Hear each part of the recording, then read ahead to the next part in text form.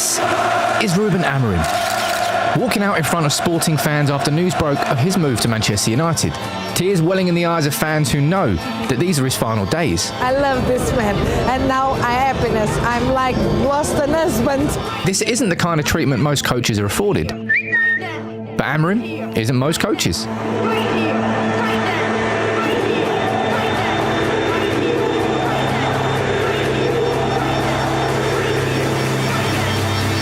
A manager wanted by Liverpool to replace Jurgen Klopp. A manager lined up by City as a potential Pep Guardiola successor. But Manchester United is his new home. This is a man who at Sporting transformed himself from a fierce rival into a beloved leader. A coach who brought back glory to Sporting after 19 years without a title. But how did a self-proclaimed Benfica fanatic become the darling of their greatest rival Sporting?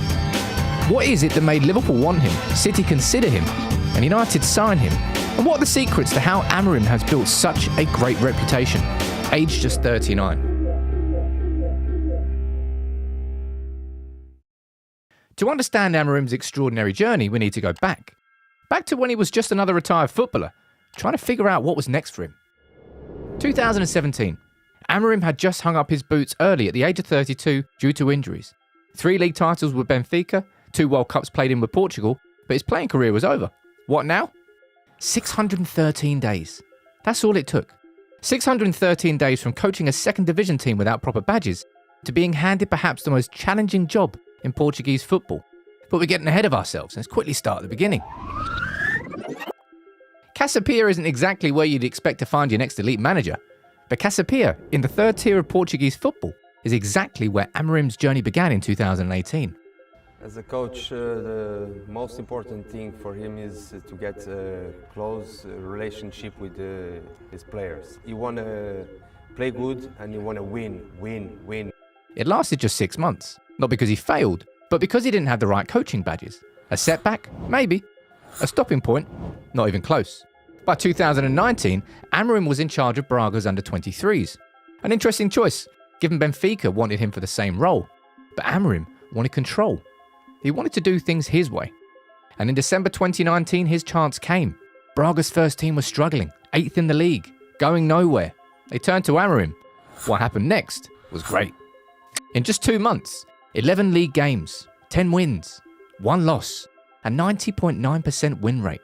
But it's not just the numbers that tell the story, it's who they beat. In 1 month, Amorim's Braga faced Porto twice, Sporting twice, and Benfica once. They won all 5 games. One of those wins over Porto was in the Portuguese League Cup final. The win at Benfica, Braga's first there in 65 years. He spent the whole week saying we were going to win at Benfica Stadium, recalls Raul Silva, who started that historic match. He explained how we were going to play. He asked us to believe. And believe they did. Amorim arrived with Braga in 8th place and within a couple of months had them sitting in 3rd. But for Amorim, Braga was just a warm-up act. Sporting needed a saviour. Now, one thing here, you need to understand just how bad a club Sporting was before Amorim came in. In May 2018, a group of hooded Sporting fans, armed with sticks and belts, attacked players at the club's training ground after the team failed to qualify for the Champions League. 7 senior players, including Portugal goalkeeper Rui Patricio and Dutch forward Bas Dost, quit Sporting as a result. It was considered the darkest moment in the history of the club. Fast forward to 2020, and Sporting was still struggling. They'd had 3 managers that season. They were drifting. But they made their move. Ruben Amorim's €10 million release clause was paid to Braga. They got him out of his contract. The 3rd highest ever fee paid for a manager at that time. For someone with less than 3 months of top-flight experience? Sporting had seen something. And the gamble paid off. There are 3 giants in Portuguese football. Porto, Benfica and Sporting, known as Os Tres Grandes. But Sporting had long been underperforming on the pitch. They hadn't won a league title since the 2001-2002 season, which at the time was 19 years ago. 2002! Jose Mourinho wasn't even Porto manager at that time. Ruud van Nistelrooy had just signed for United. The Eminem Show had just been released. And only 50% of British homes had internet access. A long time ago. During this period, Porto won the league 11 times. Benfica won it 7 times. A real source of embarrassment for Sporting. So when they hired Amorim as manager, with less than 3 months of top-flight experience, who was also a long-time servant of fierce rivals Benfica, Sporting fans were sceptical, and that's being polite. And they were impatient, which, if we're being honest, is fair enough. However, they needn't have worried. In his first full season, Amorim achieved the impossible.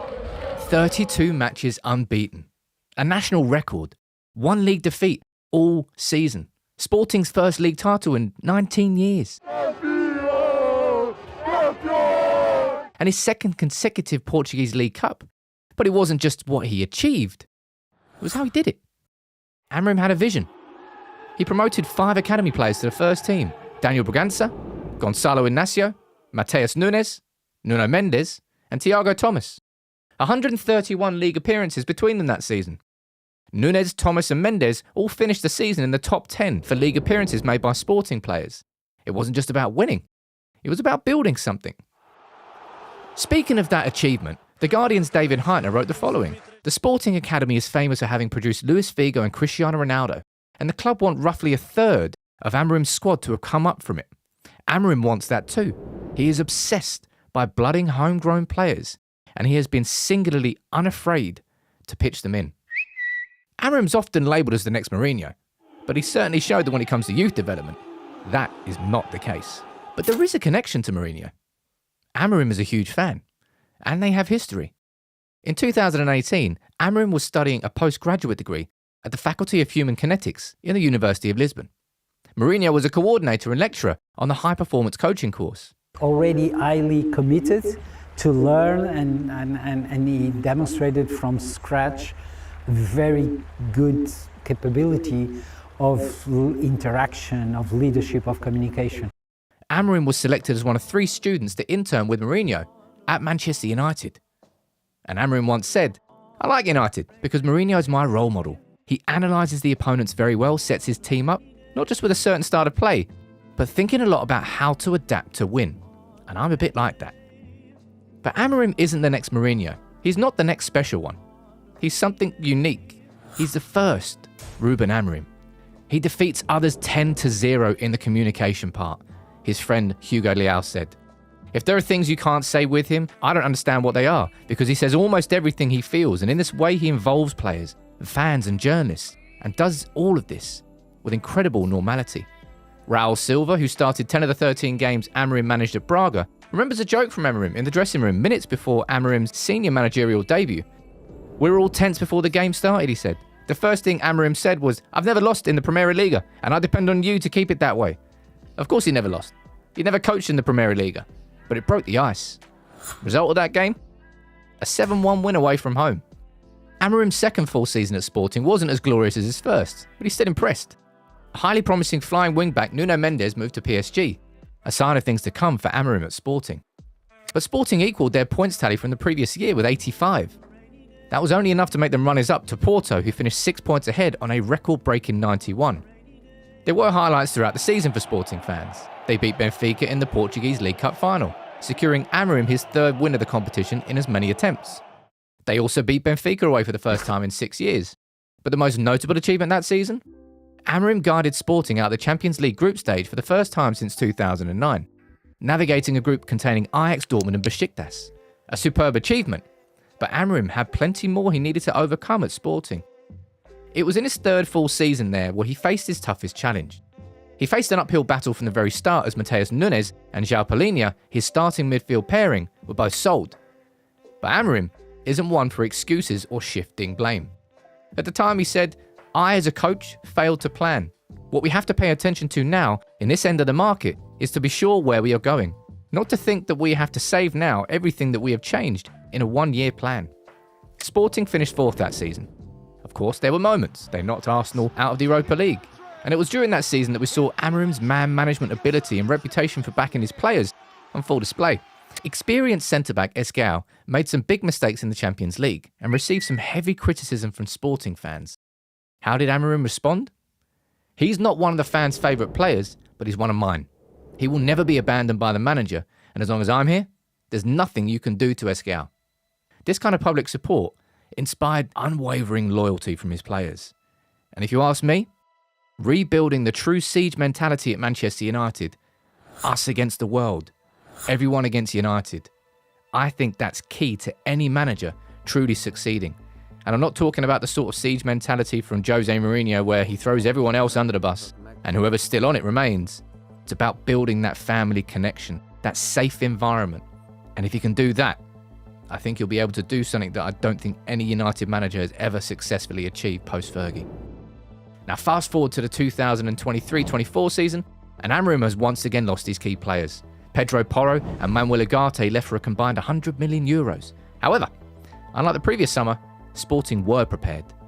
Ugarte was replaced by the €18 million signing of Morten Hjulmand, and for the first time in his stint at Sporting, Amorim was about to get a prolific number 9. Victor Gyökeres was brought in for a club record fee of €20 million, and boy was he worth it. With the addition of a direct athletic number 9, Rasmus Højlund, Amorim was able to turn Sporting into a team who were devastating on the break. For the first time in Amorim's 4 full seasons in charge, Sporting were able to outscore both Benfica and Porto, and they did so by some margin. They fired themselves to a dominant title win. They got 90 points, 5 more than their win in 2020, and only 1 point behind Porto's record-breaking season.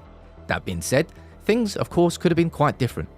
In early spring, just as Sporting's season was heating up, Amorim made a quick trip to London. Rumours swirled. He was there to meet West Ham, lining himself up to replace David Moyes. For Sporting fans, the timing couldn't have been worse. They were gearing up for a crucial showdown against Porto. But in a move that highlights both his integrity and his connection to the team, Amorim took full ownership. He turned down the offer, returned to Lisbon with a message for everyone, and publicly apologised. "My trip was a mistake," he said. "The timing was completely off. It was inappropriate, even more so when I'm demanding with my players." And that simple gesture does speak volumes. It showed not only his willingness to take that responsibility, but also the respect and trust he'd earned from the players. Instead of derailing the season, his honesty strengthened the bond with his players, proving without a doubt that Sporting had the right man. This season, Amorim's coaching brilliance has come through again after the promotion and conversion of right-winger Giovanni Quenda into a wing-back. And Sporting have dominated domestically, and they've started strong in the Champions League too. Amorim's time at Sporting has been an unquestionable success. 2 league titles, 3 league cups, a 71.73% win rate across 237 games, all while working with a positive net spend of €118 million, while losing key players every summer, and building academy players into key players for the first team. Yeah, it's been a success. Now, as his departure approaches, Sporting fans are weeping at the thought of losing him.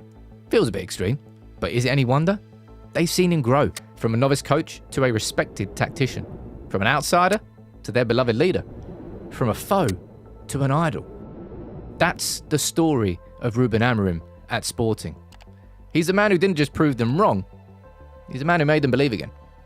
Sporting fans didn't just cheer his successes, they eagerly awaited his next word. A fan-made Twitter account even popped up to count down the days until his next press conference, a tribute to his candour and charisma. For Sporting's loyal supporters, he was more than a coach. He was a leader that they could follow.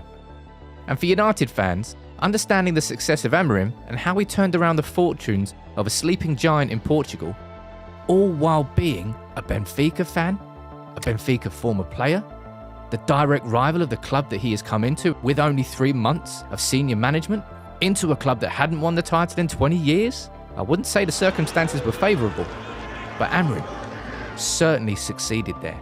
And it should help you understand why Ineos have chosen him as their man to lead Project 150 for United to try and win the Premier League title by 2028, 150 years after our club was founded.